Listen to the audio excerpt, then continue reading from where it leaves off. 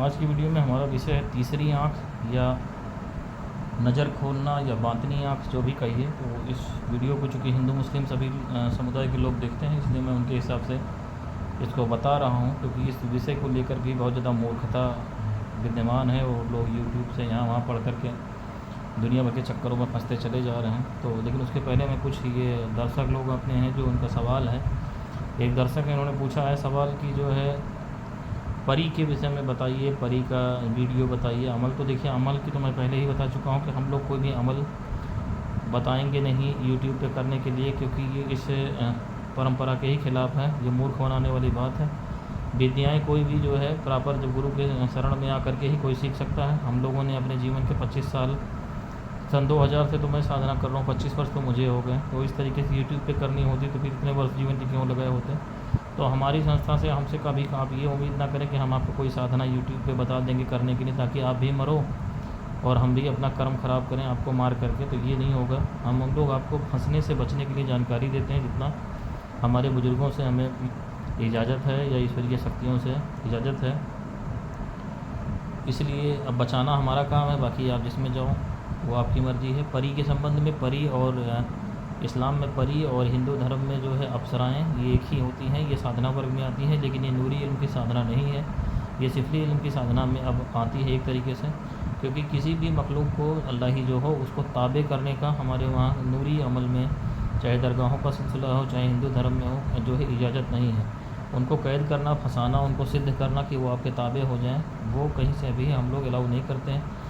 साधना करते करते मनुष्य की कुव्वत जब 5वें शरीर में वो पहुंचता है निर्विचार की अवस्था में, तो इतनी हो जाती है कि ये सारी चीज़ें उसके सामने खुद ही हाथ बांधे खड़ी रहती हैं। क्योंकि आप इनकी अवस्था चौथे शरीर की होती है। जब आप इनके बराबर हो, इनसे ऊपर के दर्जे में हो जाते हो, तो ये सब खुद ही आपके सामने रहते हैं। और ये व्यवस्था बनाई गई थी, चाहे वो यक्षिणी का अमल हो, चाहे परी का हो, परी कहो, अप्सरा कहो, आप हूर बोलते हैं उसको। ये सब अन्नक चूँकि अन्य लोगों में रहने वाली है। अब जैसे हूर है तो जन्नत में रहेगी, ये परी बोलो उसको आप यक्षिणी, और ये अप्सरा बोलते हैं स्वर्ग में है, यक्ष लोक अलग है। इस तरीके की शक्तियाँ होती हैं। तो इनका जो है ऋषि मुनियों ने या और जो सिलसिले के लोग थे अन्य धर्मों में, इनका चूँकि उस समय इनके अमल इसलिए किए गए थे कि तब इंसानों से इनके कनेक्शन बहुत नज़दीक हुआ करते थे, और ये गुरुओं के सानिध्य में मार्गदर्शन उनके लिए ये साधनाएँ कराई जाती थी, जो गृहस्थ आश्रम में नहीं रहना चाहते थे लेकिन स्त्रियों से मुक्त नहीं थे। मतलब उनका स्त्री में आसक्ति थी, लेकिन वो शादी विवाह करके दाम्पत्य जीवन का बोझा उठाने की हालत में नहीं थे। तो उसमें ये साधनाएँ डेवलप की गई थी कि चूँकि यक्षिणी या अप्सरा ये मानव शरीर को धारण कर सकती हैं और इनके ऊपर आयु का कोई प्रभाव नहीं होता है। तो वो जब तक गुरु की चूँकि इतना प्रभाव रहता था, उसकी शक्ति ऐसी थी कि जब तक वो शिष्य उनका उससे तृप्त नहीं हो जाता था, तब तक वो उसको साथ अपनी पत्नी के रूप में रखता था। जब उनकी आवश्यकता पूरी हो जाती तो उनका विसर्जन की प्रक्रियाएँ जानते थे। अब क्या है, साधकों को मैंने बर्बाद होते यही जो केस हम लोगों के पास आ रहे हैं कि यक्षिणी बुला ली, अप्सरा बुला ली, और वो ज़ाहिरी तौर पे हाजिर भी नहीं कर पाए, बातिनी तौर पे आई, क्योंकि शरीर में अगर उतना तपोबल नहीं रहेगा, प्रॉपर साधना नहीं रहेगी, तो वो जाहिर नहीं होगी। और जाहिर होने की जो उनकी साधनाएँ हैं वो इतनी कठिन है कि उसमें जान भी जा सकती है, क्योंकि वो उनको ताबे करने की साधनाएँ हैं, सिद्ध करने की साधनाएँ हैं। तो उसमें जब वो जाहिरी रूप में आते हैं, उसके पहले वो इतनी कठिन परीक्षाएँ लेते हैं साधक की कि उसमें मृत्यु भी हो सकती है साधक की।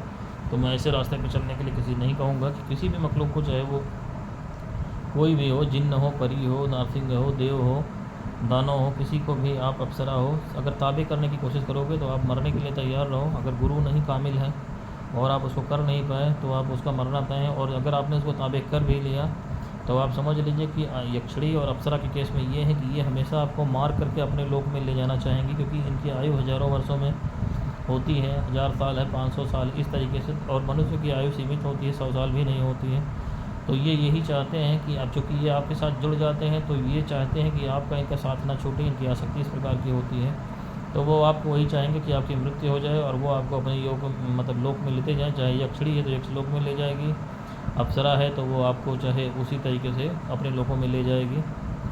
तो ये उनका प्रयास रहता है, और वो उसी तरीके की साधनाएँ फिर आपसे करवाते हैं। जिसको आप परी या हूर बोल रहे हो, तो चाहे कि आपको जन्नत मिल जाए, तो वो अल्लाह ही चीज़ों को छोड़ के रब मिल जाए उससे ध्यान नहीं रहेगा। वो चाहे कि आपको जन्नत मिल जाए, ऐसे कर्म आपसे कराने लगेगी और आप उसके ताबे हो जाएंगे। तो इस तरीके का मैं किसी को ये सलाह नहीं दूंगा कि किसी भी इस प्रकार की शक्ति को आप कभी अपने ताबे करें। हाँ, इनकी साधनाएँ इनकी सहायता प्राप्त करने के लिए होती हैं, तो जैसे देवी देवताओं की पूजा उपासना होती है, तो वैसे इनकी साधनाओं का प्रकार अलग है। उनसे इनसे कुछ हद तक सहायता इनसे मिल सकती है जल्दी प्रसन्न होने वाले की। जैसे कुबेर हैं, सभी यक्षों के स्वामी हैं हिंदू धर्म में, तो वो लेकिन जो अल्लाह को मानते हैं या बड़ी शक्तियों को मानते हैं या अल्लाही चीज़ों को मानते हैं, उनको इसकी आवश्यकता नहीं है। तो ये आपका एक प्रश्न हुआ।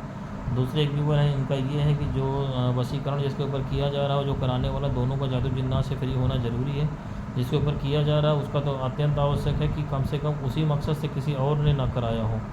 अगर एकदम फ्री होगा तो आपका प्रभाव और जल्दी होगा। अगर उसके ऊपर चीज़ें नहीं रहेंगी, ये करने वाले की कुव्वत के ऊपर निर्भर करता है। अगर उसको पहले से जादू जिन्नात है लेकिन किसी और मामले से, जैसे किसी को घर बर्बाद करने के लिए किसी ने भेजा और आप उसके ऊपर वशीकरण का भेज रहे हो, तो आपकी चीज़ें लड़ेंगी नहीं। लेकिन आपके आमिल को इतना जो है कुव्वत होनी चाहिए कि उन चीज़ों के साथ अपनी चीज़ें बैठा सके, मतलब सामंजस्य बिठा सके। एकदम खाली आदमी रहेगा तो उसके ऊपर चीज़ें आसान होती हैं। तो ये हो गया इनको फ्री होने के बाद। और जहाँ तक कराने वाले की जो करा रहा है वो फ्री रहेगा तो अच्छा रहेगा, क्योंकि भेजने वाली चीज़ें ये सब आमिल के ऊपर होता है। जिसको भेज दिया है और जो चीज़ आपके ऊपर है, दोनों अगर आपस में मैच नहीं करेंगी तो कभी उस तरीके का आकर्षण या वशीकरण नहीं होगा कि उसके ऊपर पता चला मुस्लिम जिन्नात है और आपके ऊपर हिंदू जिन्नात है, उसने भेज दिया तांत्रिक ने, काम खत्म किया, वो दोनों कभी आपस में मिलेंगे ही नहीं। तो इस तरीके की समस्या होगी। तो कोशिश यही होनी चाहिए कि दोनों फ्री हों। और अगर कराने वाला भी फंसा है जादू जिन्नात में, तो वो फिर अपने आमिल को बताए ये बात, उसका आमिल उसको तस्दीक करे, देखे और उसी हिसाब से सामने वाले के ऊपर चीज़ें भेजें, ताकि दोनों चीज़ें आपस में सामंजस्य बिठा सकें। नहीं तो आने के बाद बहुत विवाद इसमें हो जाएगा। वशीकरण का प्रयोग ही विदेशों के प्रयोग बदल जाएगा। तो ये दो प्रश्न आप लोगों के जो थे ये मैंने लिए। और एक तीसरा प्रश्न जो इसका इस्तिखारे का है, तो ये तो अलग सब्जेक्ट है। आज का सब्जेक्ट हम अपना उठाते हैं तीसरी आँख का जो विषय है। इसमें मैं आपको बताना चाहूँगा कि तीसरी आँख जो है कसब से हैं, कसब से जो है, कसबी नहीं है, मतलब आप एफर्ट से नहीं खोल सकते हैं इसको। तीसरी आँख यानी आज्ञा चक्र जो है यहाँ पे उपस्थित ये आँख है, तीसरा नेत्र जिसको बोलते हैं, ये छठवें शरीर की अवस्था है। और इस्लाम में आप जाएंगे तो छठवें लताइफ में साधना करते करते, हिंदू धर्म से समझेंगे आप तो कुंडलनी शक्ति जब आज्ञा चक्र पे पहुँचती है तो इसका इसको छेद देती है और ऊपर की तरफ जो बढ़ने वाली होती है, यहाँ पे पहुँचने पर ये चक्र टूटता है। तीसरी आँख यहाँ से 1 से 1.5 इंच के भीतर हमारे जो है, जो चौथा शरीर है हमारा जिसमें चक्र होते हैं, उसी में ये आँख भी पाई जाती है।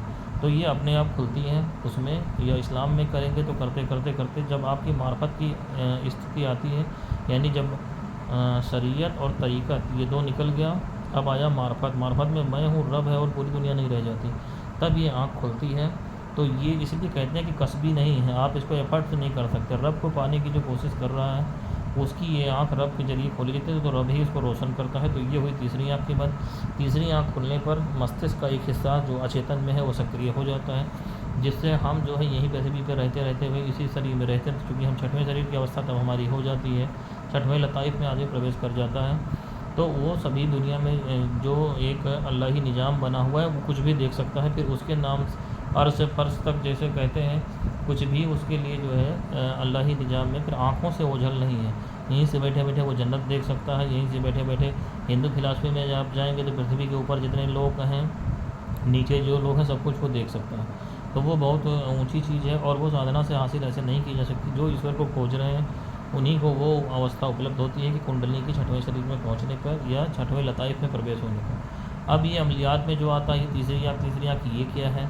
इसको हम नज़र बोलते हैं, बातनी आँख बोलते हैं, नज़र खोलना कहते हैं, और हिंदू धर्म में भी तो इसकी एक विधि होती है। ये जो इस्लाम और हिंदू में जो है इसके तरीके हैं। अब इसमें मैं भी वेरिएशन बता देता हूँ कि आप जैसे 40 मिनट हमारे आँखों की अवधि होती है, 40 मिनट की अवधि होती है। 40 मिनट तक अगर हमारी आँख आप पलक रह जाए, पलक झपके ना, तो इसका जो मन का एक बैरियर है वो टूट जाता है और हमारा सूक्ष्म में प्रवेश हो जाता है। तो वही क्रिया है जिसको त्राटक क्रिया हिंदू धर्म में बोलते हैं और इस्लाम में डॉट प्रैक्टिस बोलते हैं। वो क्रिया कराई जाती है विभिन्न प्रकार के वस्तुओं पे, और एक समय होता है जब सूरज डूब रहा होता है शाम को, एक कुछ ऑब्जेक्ट होते हैं जो गुरु अपने अपने परंपरा के अनुसार बताते हैं, वो ऑब्जेक्ट के ऊपर आपको त्राटक क्रिया करनी होती है। त्राटक क्रिया का मतलब क्या है कि उस वस्तु पे आपको अपलक देखना है। पहले आप देखेंगे 1-2 सेकंड में आँख से आंसू आने लगेगा, फिर धीरे धीरे धीरे बढ़ते बढ़ते बढ़ते ये पलक, अब जिस दिन ये अपलक स्थिति 40 मिनट की हो गई उस दिन ये टूट जाएगा आपका बैरियर और आपको बातनी दुनिया जो है वो दिखाई पड़ने लगेगी। तो ये प्रक्रिया इसमें एक ये हो गया। दूसरा तरीका क्या है? कस्ब का जो है अमल होते हैं, जैसे कस्बुल कुबूर, कस्बुल कुलूब के अमल होते हैं इसमें, तो नज़र खोलना उसको बोलते हैं। कुछ अमलियात भी होते हैं इसमें बातनी आँख खोलने के। तो उसको करने से भी बातनी आँख खुल जाती है, लेकिन उसमें सब चीज़ें आपको दिखाई नहीं पड़ेंगी। जैसे कुछ दिखाई पड़ेगा, कुछ नहीं दिखाई पड़ेगा। जैसे मान लीजिए कि जिन्नात नहीं दिख रहे हैं और चीज़ें दिख रही हैं, किसी को और कुछ दिख रहा है, देवी देवता नहीं दिख रहे हैं, या और बड़ी चीज़ें नहीं दिखाई पड़ रही हैं। तो ये नज़र खोलने में अमल के ऊपर है। सब कुछ दिखेगा ऐसे, इसी में आमिल मार खा जाते हैं कि उनको जो दिखाई पड़ता है समझते हैं उसके अलावा कोई है नहीं, और भेजने वाला जो अल्लाही निज़ाम से चीज़ें भेजता है, फिर वो चीज़ें आती हैं, अपना काम करके चली जाती हैं, आमिल बर्बाद हो जाता है। तो हम लोग इसलिए किसी को ये राय नहीं देंगे अपनी तरफ से कि इस चक्कर में आप पढ़ें। और बाकी इसमें जो है, जो कस्ब के अमल हैं या आँख खोलने के हैं, ये नज़र खोलने के, उसमें मैं सबको एक चेतावनी, सबसे जो इसकी ख़ास बात है वो ये है कि इसमें पीछे लौटने का कोई मार्ग नहीं है आपके पास। एक बार जो आपने कर लिया फिर आप उससे पीछे नहीं लौटते। मतलब आँख की अगर एक बार सीमा जो है, बैरियर जो है टूट गया, यानी एक बार जो है, जो दुनिया हमारे नज़रों से ओझल है, अगर वो हमें दिखने लगी तो उसको बंद करने का फिर कोई उपाय नहीं है। फिर आप पागल हो जाओ, मर जाओ, वो आपकी ज़िम्मेदारी है। और जो लोग अमल भी करते हैं तो उसमें भी शेख पहले इस बात को बता देता है कि इसको बंद करना संभव नहीं है। वो बहुत ही रेयर केसेस में, बहुत मुश्किल से कहीं कोई हो जाए ईश्वरीय कृपा से, क्योंकि पहले से चूँकि आप इसको कसबी तरीके से करते हैं, एफर्ट से करते हैं, तो इसलिए आप ही इसके लिए ज़िम्मेदार हैं। क्योंकि जो चीज़ एक अल्लाही निज़ाम में हमारे नज़र से ओझल की गई है, वो इसीलिए की गई है कि हम उसको बर्दाश्त करने की हालत में नहीं हैं। अब जिस कमरे में आप बैठे हो, मैं बता रहा हूँ, उसी कमरे में अगर आपको दिखाई पड़े कि पूरे कमरे में सांप ही सांप घूम रहे हैं, या ऐसे लोग घूम रहे हैं जिनका आधा सड़ शेर का है, ऊपर का धड़ मान लीजिए शेर का है, नीचे पैर हैं, या सर ही नहीं है, या खाली सर है, धड़ नहीं है, या बदसूरत हैं, 3-3 आँखें हैं उनकी, जितना कुछ आप हॉलीवुड की फिल्मों में देखते हैं या जितनी आपकी कल्पनाओं में आपने देखे, उससे बहुत ख़तरनाक दुनिया वो है पूरी तरीके से। पानी के अंदर आपको दिखाई पड़ने लगे, ज़मीन के अंदर दिखाई पड़ने लगे, किसी का जला हुआ चेहरा दिखाई, और ये सब आँख के सामने हमेशा रहेगा, क्योंकि ये बातनी दुनिया जैसे ये ज़ाहिरी दुनिया के साथ साथ ही चलती है। तो आप किसी कमरे में बैठे हो, आप चाय पी रहे हो, पानी पी रहे हो, आपके बगल में कोई सांप बैठा हुआ है, कोई जानवर बैठा हुआ है, कोई सड़े चेहरे वाला बैठा हुआ है, आपके घर में जहाँ आसेब रहेगी, अगर आपको दिख तो गया, लेकिन आप उतने बड़े आमिल नहीं, तो आपको उनको हटाना नहीं है। और कहाँ कहाँ हटाओगे आप? अपने घर में हटा लोगे। अब ये पूरी दुनिया तो अल्लाह ही, ट्रेन में जा रहे हो, बस में जा रहे हो, रास्ते पे जा रहे हो, सब जगह वो लोग तो रहेंगे, जिसे इंसान दिखाई पड़ते हैं वो भी दिखाई, तो आप हटा ना सकते हो ना आप अपनी आँख बंद कर सकते हो, आप कहाँ भाग के जाओगे? तो इसीलिए ये जब बड़ी ऊंचे स्तर की साधनाएं हो जाती हैं, ये साधक के अंदर इतनी योग्यता आ जाती है कि वो इन चीज़ों को बर्दाश्त कर सके और रूटीन में इनसे काम कर सके, और आपका दिल इतना मजबूत हो कि फिर आपको इनसे कोई दिक्कत ना हो। 40 से 50 फीट के ऊंचे आपको जो है जिन्नात दिखाई लगे, कैसे बर्दाश्त करोगे? तो गुरु इस अमल को बताता है। ये एक बहुत ऊंचे स्तर की साधना होती है।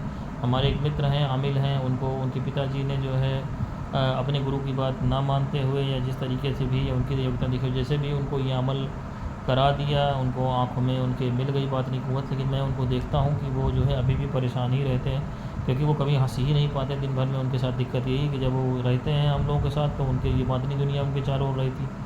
अब उनसे कहा कुछ और जा रहा है, उनको दिखाई कुछ और पड़ रहा है, वो उसी में रहते हैं, उलझे रहते हैं।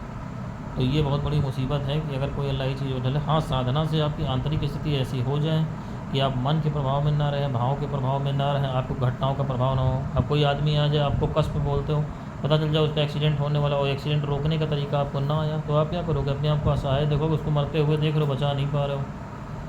तो जो अल्लाह के वली होते हैं या हिंदू धर्म के बड़े बुजुर्ग होते हैं, साधक होते हैं, उनको इतनी क़ुव्वत होती है छठवें शरीर में प्रवेश करने के बाद, तीसरी आँख पे, कि हाँ वो आपको उपाय भी बता सकते हैं, आपको बचा सकते हैं। उनको घटना कष्ट जिसको बोलते हैं कि पहले से घटना हो गई, आप कष्ट को कबूल कर लिया कि आप जा कर के कब्र में देख रहे हो कौन कौन मौजूद है।